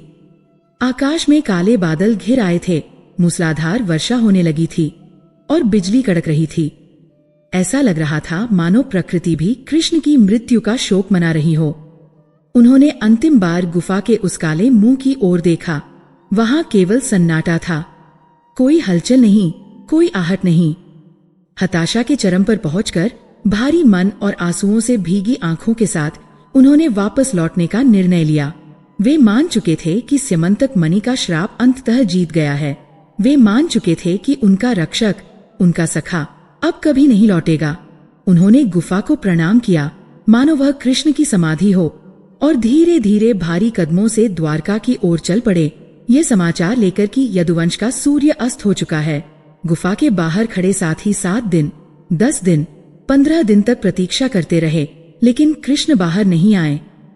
क्या भगवान उस गुफा में सदैव के लिए समा गए थे? द्वारका में जब यह समाचार पहुंचेगा तो क्या अनर्थ होगा? और उधर गुफा के भीतर 28 दिनों तक चलने वाले उस महायुद्ध का अंत कैसे होगा, जब जाम्बवंत का शरीर टूटने लगेगा और कृष्ण की मुस्कान और चौड़ी होती जाएगी? यह रहस्य अभी भी उस अंधेरी गुफा की दीवारों के बीच गूंज रहा था, उत्तर की प्रतीक्षा में। ऋषवंत पर्वत की उस अतल गहराई वाली गुफा में समय मानो अपना अर्थ खो बैठा था। बाहर संसार में ऋतुएं बदल रही थीं। दिन और रात का चक्र चल रहा था, किंतु उस अंधकारमय कंदरा के भीतर केवल एक ही सत्य शेष था, वह अनवरत, भीषण और रोंगटे खड़े कर देने वाला द्वंद्व युद्ध। यह युद्ध साधारण नहीं था, यह 2 युगों का टकराव था। यह भक्ति और भगवान के बीच की एक ऐसी रसाक्षी थी जिसमें प्रेम और पौरुष दोनों की परीक्षा हो रही थी। एक और त्रेता युग के वृद्ध किंतु वज्र के समान कठोर शरीर वाले ऋक्षराज जाम्बवंत थे, जिनकी नसों में वह रक्त बह रहा था जिसने समुद्र मंथन देखा था, जिसने रावण के अहंकार को धूल में मिलते देखा था। और दूसरी ओर द्वापर के नवयौवन से परिपूर्ण, त्रिभुवन को अपनी मुस्कान से मोहित करने वाले लीलाधर श्री कृष्ण थे। गुफा की पथरीली दीवारों पर उनके मुक्कों की गूंज किसी भयंकर मेघ गर्जना की भांति निरंतर गूंज रही थी। 28 दिन और 28 रातें बीत चुकी थी, किंतु न तो प्रहारों की गति कम हुई थी और न ही हुंकारों की तीव्रता। जाम्बवंत, जिन्हें ब्रह्मा जी का वरदान प्राप्त था कि उन्हें युद्ध में कोई थका नहीं सकता, आज पहली बार अपनी सांसों को उखड़ते हुए अनुभव कर रहे थे। उनके विशाल और पर्वताकार शरीर से पसीने की धाराएं बह रही थी, जो उनके लिए एक नवीन और विस्मयकारी अनुभव था, क्योंकि लाखों वर्षों के जीवन में उन्होंने असुरों, दानवों और महाबली योद्धाओं को धूल चटा दी थी, किंतु उनके माथे पर कभी शिकन तक नहीं आई थी। युद्ध का 28वां दिन अपने चरम पर था। जाम्बवंत के मन में अब क्रोध का स्थान आश्चर्य और संशय ने ले लिया था। वे अपनी पूरी शक्ति लगाकर प्रहार करते, बड़े बड़े शिलाखंडों को उठाकर कृष्ण की ओर फेंकते, साल और ताल के वृक्षों का प्रहार करते, किंतु श्री कृष्ण उन प्रहारों को ऐसे विफल कर देते जैसे कोई वयस्क किसी बालक के खेल को स्नेहपूर्वक रोक रहा हो। कृष्ण के मुख पर न क्रोध था, न थकान, केवल एक रहस्यमयी मुस्कान थी जो जाम्बवंत के धैर्य की परीक्षा ले रही थी। जाम्बवंत ने सोचा कि यह बालक कोई साधारण मानव या यादव वंशी नहीं हो सकता। इसकी भुजाओं में जो बल है वह तो इंद्र, वरुण या यमराज में भी नहीं है। मेरे वज्र समान मुक्कों को यह फूलों की माला की तरह सहन कर रहा है, और जब यह प्रतिप्रहार करता है तो मेरे शरीर का पोर पोर झंझना उठता है। वह स्पर्श, वह चोट जाम्बवंत को कुछ जानी पहचानी सी लगने लगी थी, जैसे विस्मृति के धुंधलके में कोई पुरानी याद कौंध रही हो। हर प्रहार के साथ उन्हें त्रेता युग के अपने आराध्य श्री राम की याद आ रही थी, क्योंकि केवल उन्हीं के बाहुबल में वह सामर्थ्य था जो जाम्बवंत को पीड़ा का अनुभव करा सके। यह विचार आते ही जाम्बवंत का युद्धोन्माद शिथिल पड़ने लगा। उनकी भुजाएं, जो अब तक मशीन की तरह चल रही थीं, अचानक भारी हो गई और अंततः एक जोरदार प्रहार के बाद वे लड़खड़ाकर पीछे हटे और घुटनों के बल बैठ गए। गुफा में अचानक सन्नाटा छा गया। केवल जाम्बवंत की भारी सांसों की आवाज आ रही थी।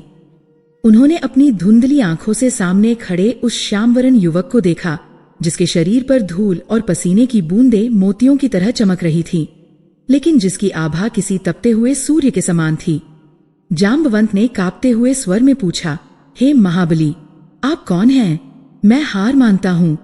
मेरे शरीर का बल क्षीण हो चुका है, मेरी इंद्रियां जवाब दे रही हैं, किंतु मेरी पराजय से अधिक मुझे इस प्रश्न का उत्तर चाहिए कि आप वास्तव में हैं कौन? क्योंकि इस त्रिलोकी में केवल दो ही शक्तियां हैं जो मुझे परास्त कर सकती हैं। एक मेरे आराध्य प्रभु श्री राम और दूसरे स्वयं उनके समान कोई अवतारी पुरुष। मेरे स्वामी राम के अलावा किसी के प्रहार में इतना तेज, इतना ओज और इतना अपनापन नहीं हो सकता। सत्य कहिए प्रभु, क्या आप वही हैं जिनकी प्रतीक्षा में मैंने ये लंबा जीवन जिया है? जाम्बवंत का स्वर रुंध गया था। उनकी आंखों से अविरल अश्रुधारा बहने लगी थी।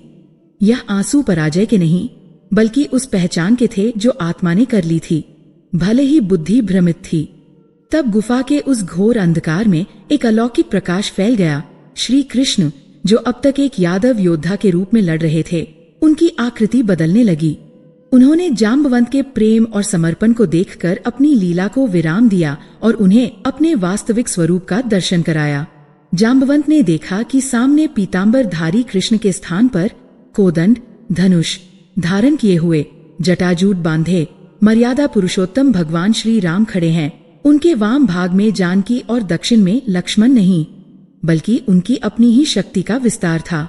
यह दृश्य देखते ही जाम्बवंत की रहीस ही सुधबुद्ध भी खो गई। वे दंडवत होकर चरणों में गिर पड़े और उनके मुख से केवल सिसकियां निकलने लगी। हे प्रभु, हे रघुकुल नंदन, हे स्वामी, मुझे क्षमा करें।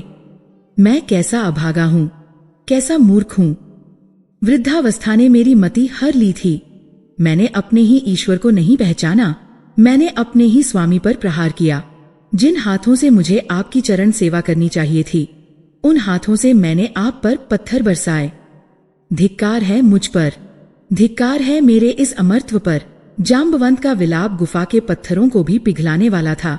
उनका पश्चाताप उनके अहंकार के टूटने की ध्वनि थी। श्री कृष्ण ने, जो अब पुनः अपने सौम्य चतुर्भुज रूप में आ गए थे, आगे बढ़कर जाम्बवंत को अपने हृदय से लगा लिया। उनका स्पर्श पाते ही जाम्बवंत की सारी थकान, सारी पीड़ा और सारा अपराध बोध क्षण भर में तिरोहित हो गया। भगवान ने अत्यंत मधुर वाणी में कहा, हे ऋक्षराज, इसमें तुम्हारा कोई दोष नहीं है। यह सब मेरी ही इच्छा से हुआ है।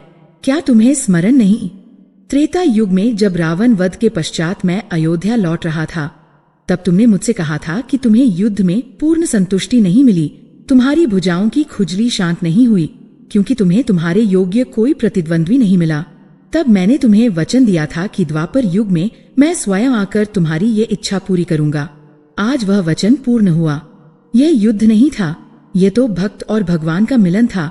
यह मेरे वचन की पूर्ति थी। ये सुनकर जाम्बवंत गदगद हो गए। उन्हें याद आ गया कि वास्तव में उन्होंने ही अज्ञानतावश ये वरदान मांगा था। प्रभु की करुणा देखकर वे नतमस्तक हो गए। अपनी भूल का प्रायश्चित करने और प्रभु के प्रति अपनी अनन्य भक्ति प्रकट करने के लिए जाम्बवंत ने तुरंत उस सिमंतक मणि को उठाया, जिसके कारण यह सारी लीला रची गई थी, और उसे श्री कृष्ण के चरणों में रख दिया। किंतु जाम्बवंत का मन इससे संतुष्ट नहीं हुआ। उन्हें लगा कि मणि तो एक जड़ वस्तु है, प्रभु को कुछ ऐसा अर्पण करना चाहिए जो चैतन्य हो, जो प्रेम का प्रतीक हो। तब उन्होंने अपनी परम सुंदरी, गुणवती और तपस्विनी पुत्री जाम्बवती को बुलाया। जाम्बवती, जो गुफा के एकांत में पली बढ़ी थी, लेकिन जिसका तेज किसी भी राजकन्या से कम नहीं था, उसने लज्जावंत होकर भगवान को प्रणाम किया। जाम्बवंत ने श्री कृष्ण से हाथ जोड़कर प्रार्थना की, हे प्रभु, ये मणि तो आपकी ही है, इसे स्वीकार करें, और इसके साथ ही मेरी इस कन्या को भी अपनी दासी के रूप में स्वीकार करें। यदि आप इसे अपनी पत्नी के रूप में अंगीकार करेंगे तो मेरा ये जीवन और मेरा ये कुल धन्य हो जाएगा। ये मेरी आपसे भिक्षा है। भगवान श्री कृष्ण, जो भावना के भूखे हैं, उन्होंने जाम्बवंत के इस प्रेमपूर्ण उपहार को स्वीकार किया और उसी गुफा के भीतर देवताओं की साक्षी में वैदिक रीति से जाम्बवती के साथ पानी ग्रहण संस्कार संपन्न किया। अब समय था वापसी का।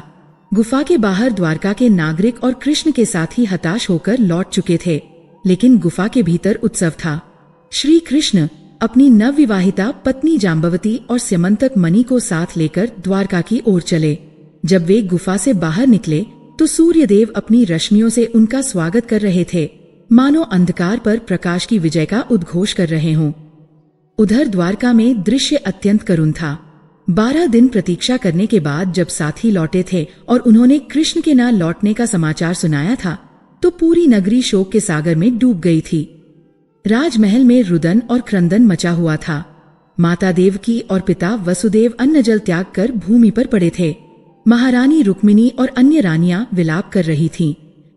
प्रजाजन सत्राजित को कोस रहे थे कि उसके लोभ और झूठे आरोप के कारण उन्होंने अपने प्राण प्रिय कृष्ण को खो दिया।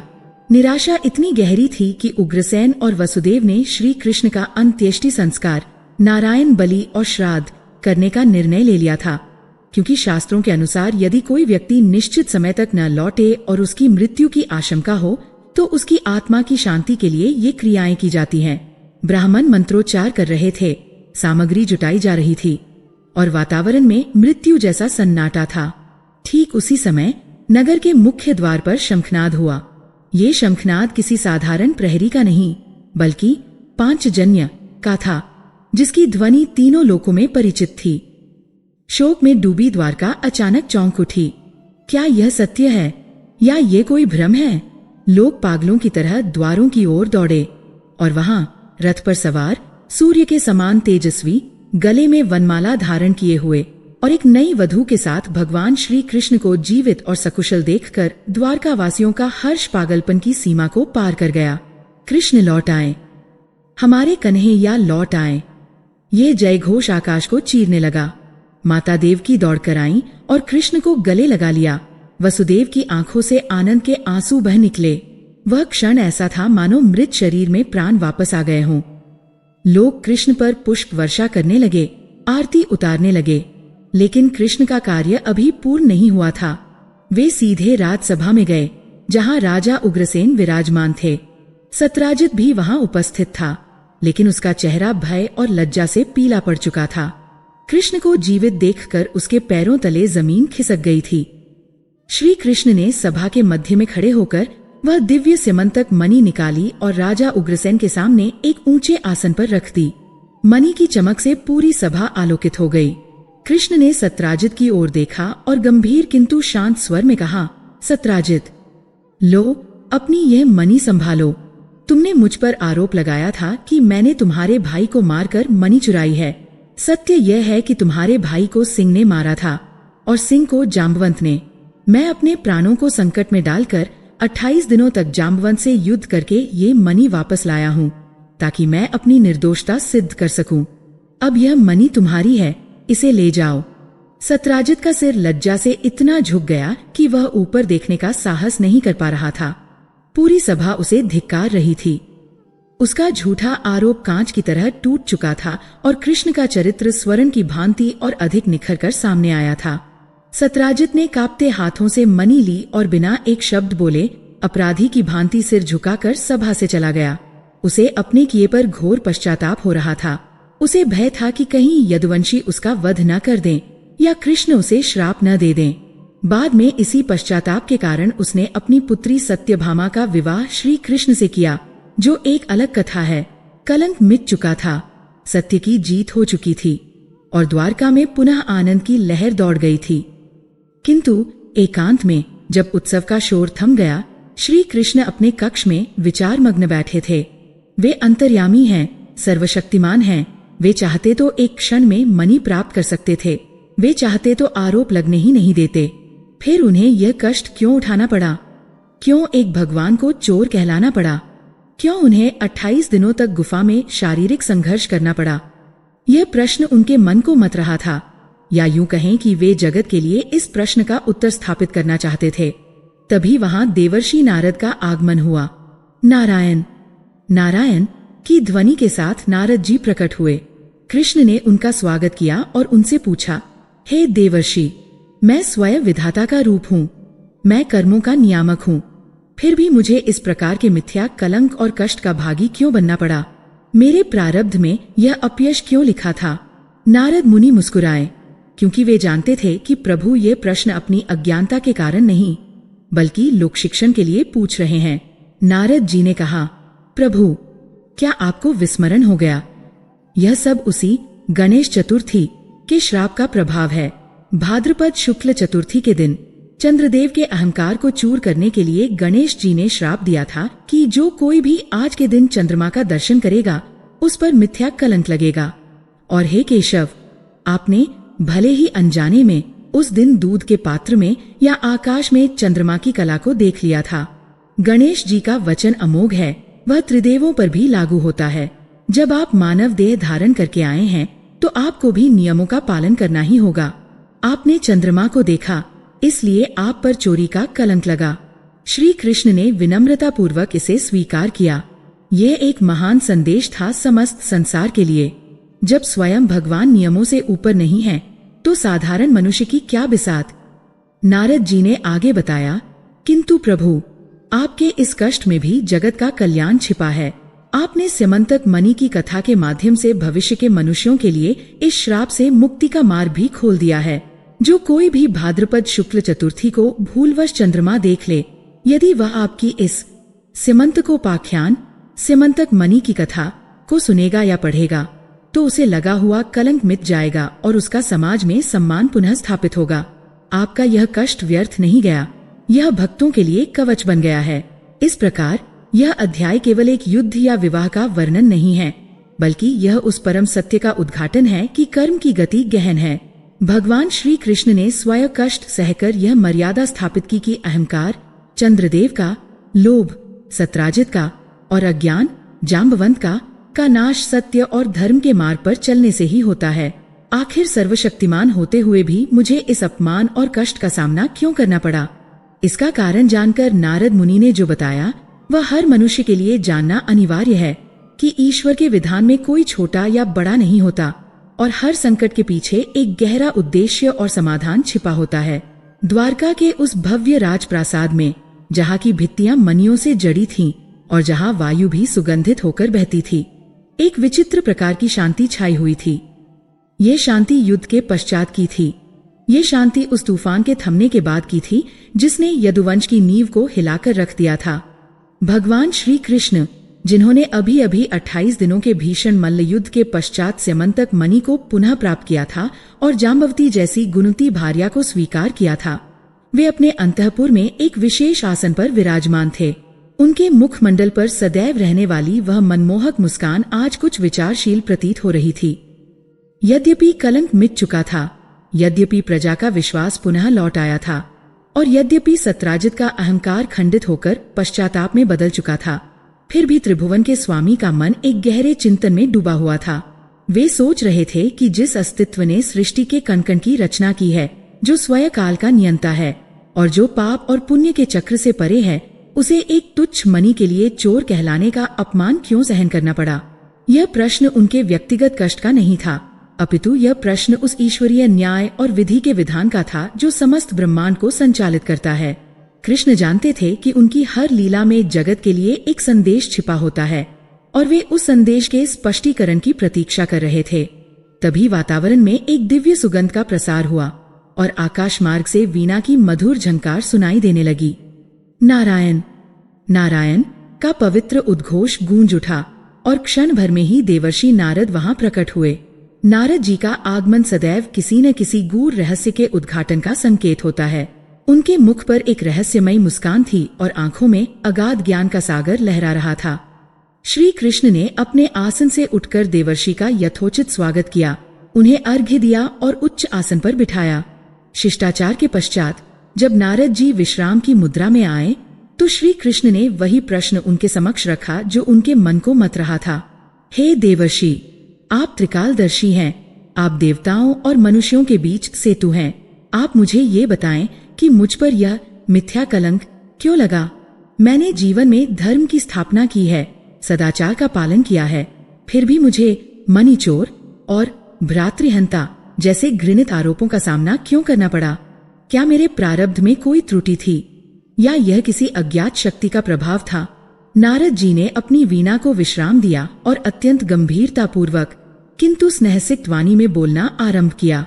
उन्होंने कहा, हे प्रभु, आप तो स्वयं सर्वज्ञ हैं। आप ये प्रश्न केवल लोक शिक्षण के लिए कर रहे हैं, ये मैं भली भांति जानता हूँ, किंतु जगत के कल्याण के लिए मैं इस रहस्य का भेदन अवश्य करूंगा। प्रभु, यह जो कुछ भी घटित हुआ, मणि का खोना, सत्राजित का आरोप, आपका वन में भटकना और घोर युद्ध करना, यह सब एक ही कारण से हुआ और वह कारण है गणेश चतुर्थी का श्राप। क्या आपको स्मरण नहीं है कि भाद्रपद मास के शुक्ल पक्ष की चतुर्थी तिथि को, जिसे विनायक चतुर्थी या कलंक चतुर्थी भी कहा जाता है, उस दिन चंद्रदेव को भगवान गणेश ने श्राप दिया था। गणेश जी ने स्पष्ट शब्दों में कहा था कि जो कोई भी इस तिथि को चंद्रमा के दर्शन करेगा, उस पर झूठा कलंक लगेगा, उसे समाज में अपमानित होना पड़ेगा। हे केशव, उस दिन संयोगवश जब आप गौदोहन के समय या जल क्रीड़ा के समय थे, आपकी दृष्टि जल से भरे पात्र में या किसी जलाशय में पड़ गई थी, जिसमें चतुर्थी के चंद्रमा का प्रतिबिंब दिखाई दे रहा था। यद्यपि आपने आकाश की ओर प्रत्यक्ष नहीं देखा, किंतु जल में पड़े उस प्रतिबिंब का दर्शन भी उसी दोष का कारण बन गया। नारद जी की बात सुनकर सभा में उपस्थित सभी जन स्तब्ध रह गए। यह एक अद्भुत रहस्योद्घाटन था। नारद जी ने अपनी बात को विस्तार देते हुए कहा, प्रभु, गणेश जी का वह श्राप अमोघ है। वह किसी व्यक्ति विशेष के लिए नहीं, अपितु समस्त ब्रह्मांड के लिए एक नियम बन चुका है। जब स्वयं आप, जो इस जगत के पालनहार हैं, मनुष्य शरीर धारण करके इस धरती पर लीला कर रहे हैं, तो आपने भी उस नियम का मान रखा। आपने उस श्राप के फल को भोग कर यह सिद्ध कर दिया कि विधि का विधान सबके लिए समान है। देवताओं के वचन कभी मिथ्या नहीं होते। यदि आप इस कलंक से अछूते रह जाते तो गणेश जी के वचनों की मर्यादा खंडित हो जाती। इसलिए यह कष्ट, यह अपमान और ये संघर्ष सब कुछ उसे क्षण की भूल का परिणाम था। यह नियति का खेल था जिसे आपने स्वीकार किया। कृष्ण ने सिर झुकाकर इस सत्य को स्वीकार किया। उनके चेहरे पर अब स्पष्टता थी। वे समझ गए कि यह लीला मनुष्यों को यह सिखाने के लिए थी कि ग्रहों, नक्षत्रों और दैवीय वचनों का प्रभाव कितना सूक्ष्म और शक्तिशाली होता है। किंतु नारद जी का उद्देश्य केवल समस्या का कारण बताना नहीं था, वे तो समाधान लेकर आए थे। वे जानते थे कि कलयुग में जब मनुष्य धर्म से विमुख होगा तो उस पर ऐसे संकट बार बार आएंगे, तब उसे बचाने के लिए कौन आएगा। इसलिए नारद जी ने अब उस महासमाधान की ओर रुख किया जो इस अध्याय का सार है। नारद जी ने कहा, हे यदुनंदन, आपने तो अपने बाहुबल और सत्य के प्रभाव से इस कलंक को धो डाला, किंतु भविष्य में आने वाले साधारण मनुष्यों के पास न तो आपकी जैसी सामर्थ्य होगी और न ही 28 दिनों तक जाम्बवंत जैसे योद्धा से लड़ने की शक्ति। वे इस प्रकार के मिथ्या कलंकों, राज भय और अपयश से कैसे बचेंगे? उनके लिए मैं वह मार्ग बताता हूँ जो स्वयं गणेश जी ने सुझाया है। जो भी व्यक्ति इस संकट से बचना चाहता है, जो चाहता है कि उसका जीवन निष्कलंक रहे, उसे सिद्धि विनायक व्रत या गणेश चतुर्थी का व्रत पूर्ण निष्ठा और विधि विधान से करना चाहिए।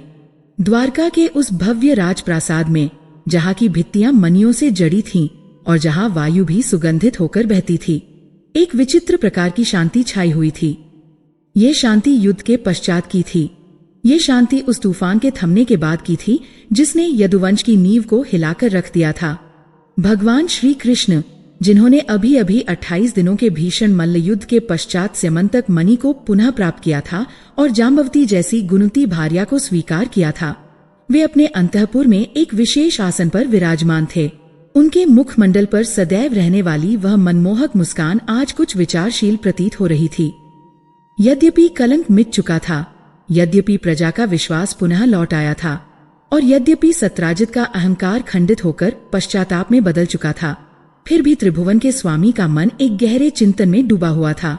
वे सोच रहे थे कि जिस अस्तित्व ने सृष्टि के कण-कण की रचना की है, जो स्वयं काल का नियंता है और जो पाप और पुण्य के चक्र से परे है, उसे एक तुच्छ मणि के लिए चोर कहलाने का अपमान क्यों सहन करना पड़ा। यह प्रश्न उनके व्यक्तिगत कष्ट का नहीं था, अपितु यह प्रश्न उस ईश्वरीय न्याय और विधि के विधान का था जो समस्त ब्रह्मांड को संचालित करता है। कृष्ण जानते थे कि उनकी हर लीला में जगत के लिए एक संदेश छिपा होता है और वे उस संदेश के स्पष्टीकरण की प्रतीक्षा कर रहे थे। तभी वातावरण में एक दिव्य सुगंध का प्रसार हुआ और आकाश मार्ग से वीणा की मधुर झंकार सुनाई देने लगी। नारायण नारायण का पवित्र उद्घोष गूंज उठा और क्षण भर में ही देवर्षि नारद वहां प्रकट हुए। नारद जी का आगमन सदैव किसी न किसी गूढ़ रहस्य के उद्घाटन का संकेत होता है। उनके मुख पर एक रहस्यमयी मुस्कान थी और आंखों में अगाध ज्ञान का सागर लहरा रहा था। श्री कृष्ण ने अपने आसन से उठकर देवर्षि का यथोचित स्वागत किया, उन्हें अर्घ्य दिया और उच्च आसन पर बिठाया। शिष्टाचार के पश्चात जब नारद जी विश्राम की मुद्रा में आए तो श्री कृष्ण ने वही प्रश्न उनके समक्ष रखा जो उनके मन को मथ रहा था। हे देवर्षि, आप त्रिकालदर्शी हैं, आप देवताओं और मनुष्यों के बीच सेतु हैं। आप मुझे ये बताएं कि मुझ पर यह मिथ्या कलंक क्यों लगा। मैंने जीवन में धर्म की स्थापना की है, सदाचार का पालन किया है, फिर भी मुझे मणि चोर और भ्रातृहंता जैसे घृणित आरोपों का सामना क्यों करना पड़ा। क्या मेरे प्रारब्ध में कोई त्रुटि थी या यह किसी अज्ञात शक्ति का प्रभाव था। नारद जी ने अपनी वीणा को विश्राम दिया और अत्यंत गंभीरता पूर्वक किंतु स्नेहसिक्त वाणी में बोलना आरंभ किया। उन्होंने कहा, हे प्रभु, आप तो स्वयं सर्वज्ञ हैं। आप ये प्रश्न केवल लोक शिक्षण के लिए कर रहे हैं, ये मैं भली भांति जानता हूँ, किंतु जगत के कल्याण के लिए मैं इस रहस्य का भेदन अवश्य करूंगा। प्रभु, यह जो कुछ भी घटित हुआ, मणि का खोना, सत्राजित का आरोप, आपका वन में भटकना और घोर युद्ध करना, यह सब एक ही कारण से हुआ और वह कारण है गणेश चतुर्थी का श्राप। क्या आपको स्मरण नहीं है कि भाद्रपद मास के शुक्ल पक्ष की चतुर्थी तिथि को, जिसे विनायक चतुर्थी या कलंक चतुर्थी भी कहा जाता है, उस दिन चंद्रदेव को भगवान गणेश ने श्राप दिया था। गणेश जी ने स्पष्ट शब्दों में कहा था कि जो कोई भी इस तिथि को चंद्रमा के दर्शन करेगा, उस पर झूठा कलंक लगेगा, उसे समाज में अपमानित होना पड़ेगा। हे केशव, उस दिन संयोगवश जब आप गौदोहन के समय या जल क्रीड़ा के समय थे, आपकी दृष्टि जल से भरे पात्र में या किसी जलाशय में पड़ गई थी, जिसमें चतुर्थी के चंद्रमा का प्रतिबिंब दिखाई दे रहा था। यद्यपि आपने आकाश की ओर प्रत्यक्ष नहीं देखा, किंतु जल में पड़े उस प्रतिबिंब का दर्शन भी उसी दोष का कारण बन गया। नारद जी की बात सुनकर सभा में उपस्थित सभी जन स्तब्ध रह गए। यह एक अद्भुत रहस्योद्घाटन था। नारद जी ने अपनी बात को विस्तार देते हुए कहा, प्रभु, गणेश जी का वह श्राप अमोघ है। वह किसी व्यक्ति विशेष के लिए नहीं, अपितु समस्त ब्रह्मांड के लिए एक नियम बन चुका है। जब स्वयं आप, जो इस जगत के पालनहार हैं, मनुष्य शरीर धारण करके इस धरती पर लीला कर रहे हैं, तो आपने भी उस नियम का मान रखा। आपने उस श्राप के फल को भोग कर यह सिद्ध कर दिया कि विधि का विधान सबके लिए समान है। देवताओं के वचन कभी मिथ्या नहीं होते। यदि आप इस कलंक से अछूते रह जाते तो गणेश जी के वचनों की मर्यादा खंडित हो जाती। इसलिए यह कष्ट, यह अपमान और ये संघर्ष सब कुछ उसे क्षण की भूल का परिणाम था। यह नियति का खेल था जिसे आपने स्वीकार किया। कृष्ण ने सिर झुकाकर इस सत्य को स्वीकार किया। उनके चेहरे पर अब स्पष्टता थी। वे समझ गए कि यह लीला मनुष्यों को यह सिखाने के लिए थी कि ग्रहों, नक्षत्रों और दैवीय वचनों का प्रभाव कितना सूक्ष्म और शक्तिशाली होता है। किंतु नारद जी का उद्देश्य केवल समस्या का कारण बताना नहीं था, वे तो समाधान लेकर आए थे।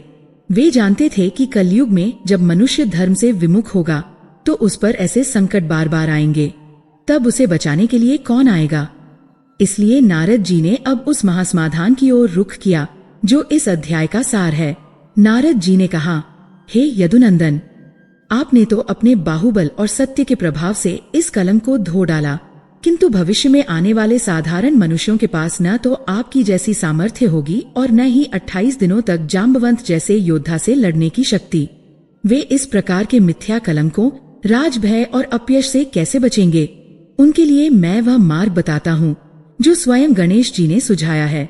जो भी व्यक्ति इस संकट से बचना चाहता है, जो चाहता है कि उसका जीवन निष्कलंक रहे, उसे सिद्धि विनायक व्रत या गणेश चतुर्थी का व्रत पूर्ण निष्ठा और विधि विधान से करना चाहिए।